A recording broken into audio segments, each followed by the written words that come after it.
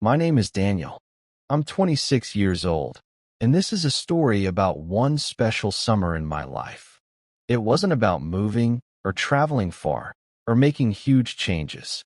It was about small things, quiet things, the kind of discoveries you only notice when you slow down. I live in Portland, Oregon. Usually, my summers are busy with work. I'm a part-time web designer, so I spend long hours in front of my laptop, coffee shops, my apartment, the library. But last summer was different. For the first time since high school, I didn't take on too many projects. I gave myself time, real time.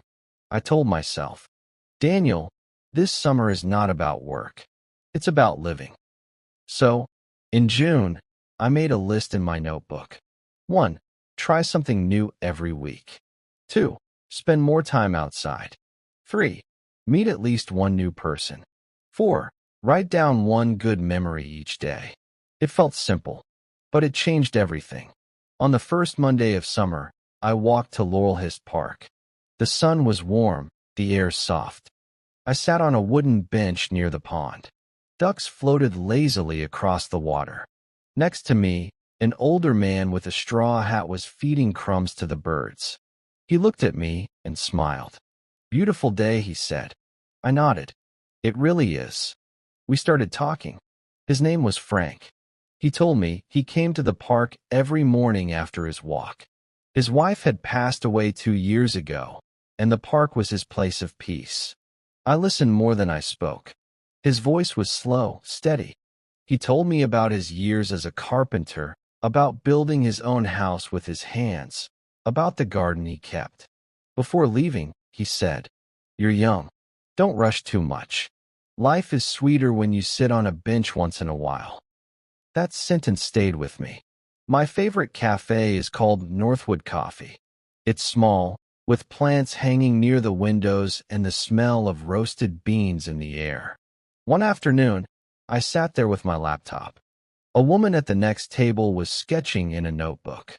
Curiosity got the better of me, so I leaned slightly and said, "Your drawing looks really nice." She looked up, surprised, then smiled. "Thanks. It's just practice." Her name was Emily. She studied architecture at the university. We talked about design, buildings we loved, and even about the way Portland's bridges all had different personalities. That day, I didn't do much work. Instead, I listened to her stories about traveling to Chicago, about sketching train stations, about how every building told a story if you paid attention. I left the cafe thinking, maybe new people arrive in your life the same way summer does, quietly, but suddenly everything feels warmer. One Saturday morning, I decided to dust off my old bicycle. I hadn't ridden it in over a year. The tires were soft, the chain dry. But after some effort, it was ready. I rode down quiet streets, past colorful murals and small shops. The wind hit my face, and I felt like a kid again. On the East Bank Esplanade, I stopped to catch my breath. That's when a group of cyclists rode by. One of them waved.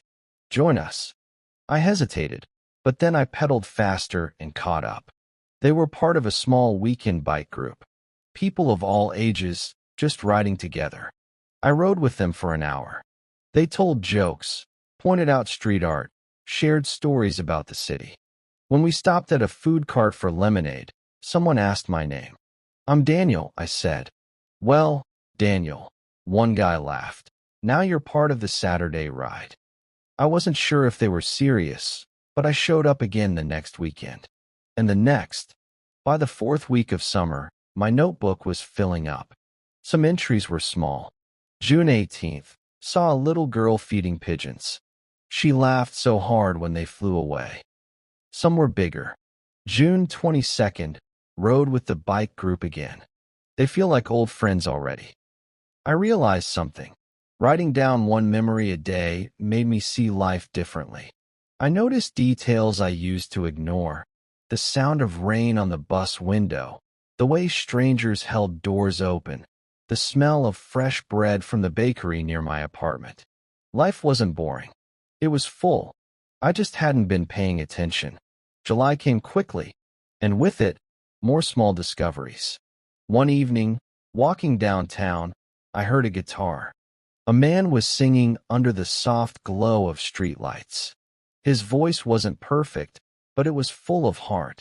I stopped, listened, and dropped $1 in his case. He smiled at me mid-song. Somehow, that smile felt like a gift. On a Saturday morning, I visited the market. Bright tomatoes, baskets of cherries, honey in glass jars. I bought peaches that tasted like sunshine. I also met a woman selling handmade soaps. We talked about lavender and rosemary as if they were old friends. On a rainy afternoon, I wandered into the library. I picked a random book from the shelf, a collection of essays about nature. I sat by the window, reading about trees while the rain tapped the glass. It felt perfect. By August, I noticed a change in myself. I wasn't rushing to check my phone. I wasn't filling every hour with work. I was breathing more, walking slower, smiling easier. I met Frank again at the park. He remembered my name. We sat together for half an hour without saying much. Just two people, watching ducks. Emily, the architecture student, invited me to see one of her projects at school. I went. I stood in front of her model of a small community center, impressed by the detail. She laughed when I said, "It looks better than real life." The bike group kept meeting. One ride took us all the way to a hidden lake outside the city. We swam. We shared sandwiches. We lay on the grass until the sky turned pink. In late August, I sat at my desk with my journal open. I flipped through the pages, reading all the small memories I had written. It wasn't a summer of big adventures. I didn't move to a new city. I didn't climb mountains or travel abroad. But I had changed. I learned to notice. I learned to listen. I learned that life feels bigger when you give space to the little things. Now, when people ask me, "What did you do last summer?" I smile and say, "I discovered life in small pieces." Because it's true. Every peach at the market, every word with a stranger, every ride on my old bike, they were all pieces of a bigger picture, a summer where I felt alive. And even now, months later, when I sit at my desk and feel tired, I think of Frank's words in the park. Life is sweeter when you sit on a bench once in a while. And I close my laptop. I step outside, and I look for another small discovery. After that summer of small discoveries, autumn arrived in Portland. The mornings grew cooler. Leaves turned gold, orange, and deep red. I found myself pulling on sweaters, carrying hot coffee in my hands, and walking through crunchy leaves on the sidewalks. Summer had been about noticing the world. Autumn, I realized, would be about building something from those discoveries. The bike group still met on Saturdays, but the rides felt different now. The wind was sharper. Sometimes rain surprised us halfway through, but no one complained. We laughed, pulled our jackets tighter, and kept pedaling. Emily, the architecture student, and I met often too. Sometimes at the cafe, sometimes at the park. One afternoon, she showed me her sketchbook again. Pages full of buildings, windows, staircases, even people sitting in cafes. "Do you ever draw people you don't know?" I asked. "All the time," she smiled. "It's like collecting moments."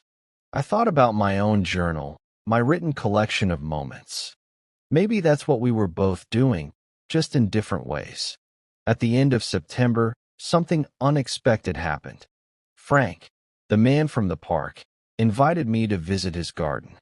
It was a Saturday morning. His house was simple, with wood siding and a big front porch.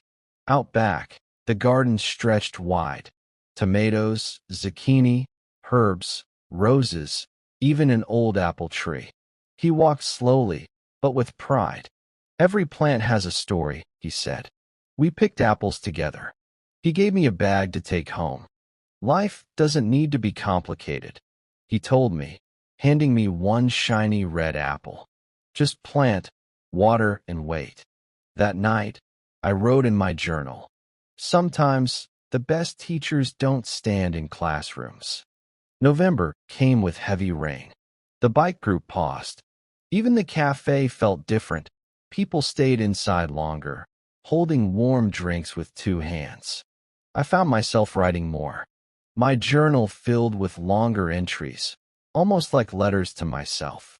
Emily and I talked about hosting a small art and words night. She would bring drawings. I would read pieces from my journal. Just for friends. Nothing big. We didn't set a date, but the idea made us both smile. By the time the first frost appeared on car windows, I realized something. Summer had taught me to notice. Autumn was teaching me to stay steady. It wasn't about excitement or constant discovery. It was about rhythm. Warm drinks, quiet writing, slower days. And I began to see, life is not just about big changes or constant movement. Sometimes, the real growth happens quietly, like apples ripening on a tree, like leaves falling without sound. And just like that, I found myself ready for winter. Because I had learned that no matter the season, there is always something small, something simple, something real, waiting to be noticed. By December, the city felt different. Nights came earlier. The air turned sharp and cold. Lights appeared in windows, some yellow and soft, some bright and colorful for the holidays. It wasn't the kind of winter with heavy snow. Portland rarely gets that. But the rain was steady, and the chill had a way of sitting in your bones. At first, I thought winter would feel heavy, maybe lonely. But it surprised me. One morning, I opened my blinds and gasped. Snow. Thin, white, and quiet, covering cars, sidewalks, rooftops. I stepped outside. My breath made clouds in the air. A few children were already throwing snowballs in the park across the street. For some reason, I smiled. I hadn't felt that childlike excitement in years. I walked to Northwood Coffee. On the way, I passed Emily. She was bundled up in a scarf, sketchbook tucked under her arm. Snow day, she laughed. We walked together to the cafe, leaving footprints side by side. Inside, the windows fogged up quickly as people came in with wet jackets and red cheeks. That day, we didn't talk much. We just sat near the window, sipping coffee, watching the snow melt slowly outside. When the new year came, I didn't write a list of goals like everyone else. Instead, I wrote one sentence in my journal. Keep noticing. That was enough. Still, winter gave me challenges. Work picked up again, deadlines pressed harder, and the gray skies sometimes pulled my energy down. But then I remembered Frank's garden. Plant, water, wait. Some days, life felt like that. Just showing up, even if the results weren't visible yet. By February, I had a routine I loved. In the evenings, after a day of work, I walked to the bookstore downtown. Emily sometimes met me there. We didn't always buy books. Sometimes we just read at the long wooden tables, surrounded by strangers doing the same thing.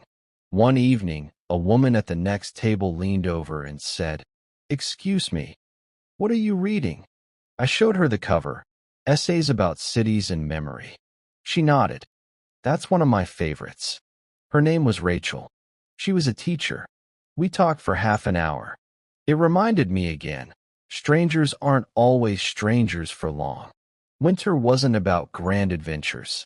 It was about cozy corners, shared books, quiet talks. By the time March arrived, I understood something new. Summer had been about discovery. Autumn had been about rhythm. Winter was about patience. You don't need constant sunlight to grow. Sometimes, growth happens in the cold, in the quiet, in the waiting.